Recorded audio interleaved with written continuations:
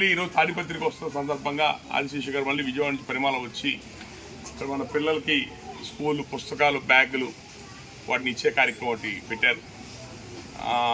Brother ఇటు పెట్టేసేయండి. ముఖ్యంగా రెండు అంశాలు. పిల్లలు ఎక్కువ ఉన్నారు కాదు. పిల్లలు మనం రోజుకి ఎన్ని పూటలు తింటాం భోజనం? మనం 3 పూటలు తింటాం. మరి మన ఇంటి దగ్గర ఇంటి చుట్టూ కుక్కలు పిల్లులు ఆవులు తిరుగుతుంటాయి కదా, మరి ఎన్ని పూటలు తింటున్నాయి తెలుసా? ఆ ఒక్క పూట కూడా తింటాం. మీరు చూసారా?